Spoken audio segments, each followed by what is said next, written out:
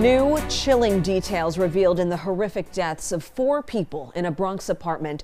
Police are investigating it as a murder-suicide, as the names of the victims have now been released. News 12's Heather Fordham is in Castle Hill with the latest information and what we've learned about the alleged suspect. Amanda, Kasim Stooks was scheduled to appear in court yesterday for a gun charge that the Bronx District Attorney's Office tells us they were planning to drop due to a lack of new evidence. Instead, sources allege he killed his mother, his daughter, and her boyfriend before he turned the gun on himself. A smile that lit up the room. We call her the Golden Lady because she was the matriarch of the building. Teresa Stooks was the matriarch of her family. The 75-year-old was found dead inside her apartment building at NYCHA's Castle Hill houses on Wednesday morning. It's also where police discovered the bodies of her 44-year-old son, Kasim Stooks, his daughter, 26-year-old Kiana, and her boyfriend, 33-year-old Andrew Reynoso. I didn't believe it. A family member says Kasim Stooks made a chilling phone call to his son in North Carolina around 8 o'clock Wednesday morning and told him to check on his family before police sources believe he took his own life. A neighbor says he crossed paths with Stooks about an hour before that, and he appeared to be agitated and upset. He said, "Now you ain't gonna see me no more." I said, "Bro, you bugging, stop playing, stop." The horrifying discovery has shattered those who knew the family, lighting candles in their memory outside the building's entrance. Like, she was loving. She always gave advice, and she just like, how she felt is how she said it. It's like, it is what it is. Police say all 4 victims were found to have trauma to their bodies, but the medical examiner's office is now determining their official cause of death. In Castle Hill, Heather Fordham, News 12, The Bronx. Thanks for being with us here on News 12 Brooklyn. I'm Amanda Bossard, and breaking now on 12. Police say a 27-year-old is under arrest, accused of raping a 12-year-old girl inside of a housing complex in Williamsburg. Investigators say the attack happened Thursday, and that man is now facing a slew of charges. News 12's Rob Flax is in downtown Brooklyn with the latest. Rob, what have you learned?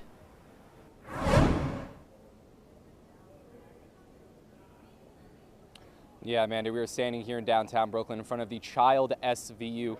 Yeah, that's right. We're standing outside of the Child SVU building here in downtown Brooklyn, where 27-year-old Eric McMichael was taken out of the building and into a car headed for court moments ago. We want to show you that video. McMichael can be seen keeping his head low as he was walked out of the building. He faces charges of rape, burglary, sexually motivated, sex abuse of someone physically helpless, endangering the welfare of a child, and sex abuse of a victim under 14. All of this for attacking a 12-year-old girl in Williamsburg Thursday. Now, he was arrested at 146 Clay Street, which we're learning is a shelter. We're also learning he has 4 prior felony convictions, including for rape in 2019. He's also currently on parole for a burglary. Now, the parents of other children in that building where that horrific crime took place tell us they are keeping an extra close eye on their children, especially, they tell us, their daughters that are the same age as that victim. Take a listen.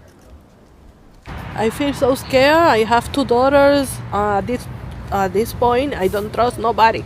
I drop her at the school and pick her up. I don't leave my daughter alone. Knowing that some random person on the street violates you, like, that could be scary.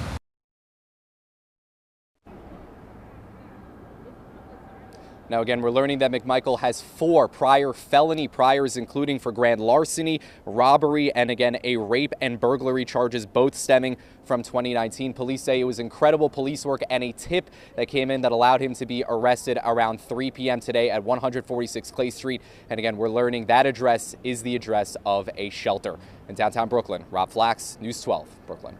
But first, an exclusive story tonight. Major developments in the shooting that killed an 11-year-old boy in Newburgh. The 13-year-old suspect has been indicted, and prosecutors are now revealing new details about the gun, the teen's life, and the emotional tensions between both families.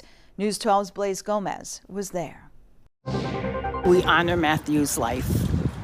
and the family will be here every step of the way. Family and friends of 11-year-old Matthew DeGroat packed Orange County Court Wednesday, wearing T-shirts in his memory as his alleged 13-year-old killer was arraigned on an indictment for murder. We spoke to their attorney. They look forward to the day in court where justice is served for Matthew. For the first time, prosecutors revealed in court that the gun used in the shooting belonged to the suspect. Prosecutors say the teen shot DeGroat in the head last month inside the boy's Newburgh home. They also described a troubled life for the 13-year-old 7th grader, saying he lived in a hotel, missed school, and recently tried to harm himself during a mental health crisis. Prosecutors revealed that he had also been involved in 2 gun-related incidents in the city. The teen's defense attorney didn't comment on those allegations, but says she's concerned about how prosecutors are handling the evidence. We look forward to uncovering the truth about what happened here and proving my client's innocence of the murder of his friend. The courtroom was filled with loved ones from both sides, the suspect's mother crying out and calling to her son at times, telling him she loves him. Security was heavy here today with tensions on both sides. The families were escorted out separately by court officers. A tragedy for everyone involved, with one child gone and another possibly facing years in prison. Reporting from Orange County Court in Goshen, Blaise Gomez, News 12. Thank you, Blaise. Such a heartbreaking case. The teenage suspect pleaded not guilty and is due back in court next month. The judge denied bail and issued protective orders for 3 members of the victim's family. Well, new information this afternoon into the investigation at a home in Edison where nearly 100 animals were living in what first responders are calling horrific conditions. News 12's Kimberly Buck has more on that story. What you see here behind me is the aftermath of nearly 100 animals being rescued after living in horrific conditions for almost a year long. Police responded to a medical call at this home on Stony Road West and discovered this house of horror, as the chief of police calls it, an exorbitant amount of animals living in unsanitary conditions. One of the 2 males in the home was dealing with a medical issue and was later hospitalized. But as police walked through this home, the animals were all discovered living in squalor. The conditions in the house were deplorable, unsanitary, unhealthy, and a danger to the animals that were in there. Imagine that, chickens running through your house, roosters, chickens, rabbits, dogs. It's crazy. You can see the perimeter of the home is lined with police tape, and you can see cages on the front lawn, signs with a red X on the door and windows, indicating unsafe conditions inside. In the driveway is a large storage container. The total number of animals, according to police, were 14 dogs, 60 chickens, 34 rabbits, 9 pigeons, and other assorted birds. There were animal carcasses and rats in the home, according to the police. People had to be decontaminated, for fleas in the house. And it's ironic that no neighbor knew what was going on there. I think one neighbor, in fact, said that she heard a couple dogs barking in the backyard, but that was it. That neighbor caught on when stopping by a garage sale at that house about a year ago and noticed suspicious animal activity. He opened up the garage door. That's when I saw the cages. Nothing here made sense. So I don't know if it fell on deaf ears, but I'm just happy somebody finally did something about it. At this time, the animal shelter successfully relocated all of the animals. The home has been condemned and the homeowner was arrested for animal cruelty. In Edison, Kimberly Buck, News 12, New Jersey. An arrest has been made after a woman's body was found in an Elmsford motel room over the weekend. News 12's Jackie Gillis has an update. Elmsford police have identified the victim as 32-year-old Rose Philippe. Her body was found in one of the rooms on the 2nd floor at the Days Inn motel located on Valley Avenue. This was the scene Sunday evening at around 4:30. According to police, Philippe was pronounced dead about 10 minutes after they arrived on scene. Police say video surveillance showed a man fleeing the scene along with a young child. The suspect has been identified as 32-year-old Justin Bartley. Bartley was found in the Bronx shortly after 6 p.m. Bartley and the child were safely brought back to Elmsford Police Headquarters without further incident. Bartley was arraigned this morning and has been charged with second-degree murder. He remains at the Westchester County Department of Corrections. At this time, we do not know the connection between Philippe and Bartley. The cause of death is also unknown. This is a developing story, so stick with News 12 for the latest. In Elmsford, Westchester County, Jackie Gillis, News 12. First this afternoon, a final farewell for the teenager who was stabbed to death at a house party in West Babylon. Services are being held for 15-year-old Liam DeLemo in Lindenhurst 1 week after he was killed. His loved ones remembering the type of person and friend Liam was. He loved all of his friends, you know. He would do anything for them. So, you know, they know if they need anything, they could always come to us. You know, they know that. It's tough, and his services are happening just as police announce an arrest in his murder. News 12's Cecilia Dowd is outside of 1st District Court in Central Islip with what we are learning today. A 17-year-old from Syosset has been arrested in connection with Liam DeLemo's death. That teen, police say, is charged with murder in the 2nd degree. As News 12 has reported, police said there were around 100 teens at a party on Carlton Road in West Babylon when a fight broke out and 15-year-old Liam was stabbed. It happened around 10:30 the night of Monday, November 3rd. Liam from West Babylon died at Good Samaritan Hospital.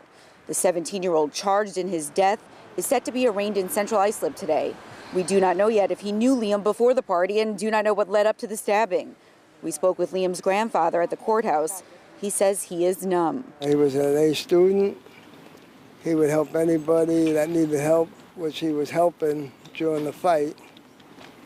He was helping his friend. And what else? He was an only child. You know, that's it. He was a good kid. Again, the 17-year-old arrested in connection with Liam's death is expected to be arraigned here at the courthouse in Central Islip today. Reporting from Central Islip in Suffolk County, Cecilia Dowd, News 12. 4 Bridgeport schools graduating today off the list of the 72 worst performing schools in Connecticut. Our Frank Recchia with the exclusive story. When I grow up, I really want to be an actress. That's always been my dream. 13-year-old Ivanel Rodriguez is an 8th grader here at Theodore Roosevelt Elementary in Bridgeport. I love this school. Roosevelt, one of 4 schools in the city, celebrating today after word came down from the superintendent's office that they had all been removed from a list compiled by the State Department of Education of the worst performing schools in Connecticut. In addition to Roosevelt, Barnum, Madison, and Harding High School were all taken off the list.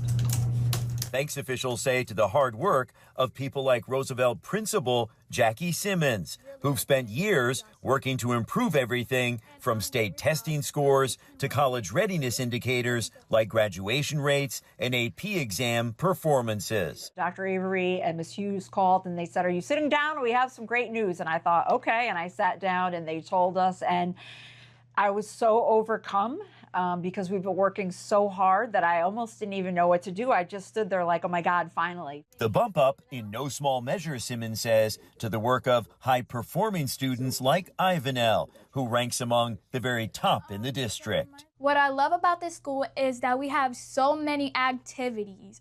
Like we have the drama club, the step team, chess club, art club, which is so amazing. I love the school so much, and I would recommend people to come over here. Our students are shining, as I like to say, brighter than the harbor lights. Mayor Joe Ganim calling the bump up a critical first step in a sweeping overhaul of Bridgeport Public Schools. I mean, I'm thrilled by the progress being made by the Bridgeport schools as indicated by this academic recognition by the state. The removal of schools from the state turnaround list is a huge achievement. It reflects the tireless work of our educators, our administrators, and our students. Superintendent Dr. Royce Avery and Assistant Superintendent Marge Hughes say the news reflects, quote, systemic improvements at every level of the district. This is huge for Bridgeport Public Schools. Yes, it is, Frank. It's a testament to our administrators and our teachers' hard work and Dr. Avery's leadership. Oh, God, so God, please be there. And nobody was singing the district's praises more today than Ivanel. I feel very proud to be off the list because these teachers have worked very hard, and I'm very proud of this school and all the students that made this possible. In Bridgeport, Frank Recchia, News 12, Connecticut.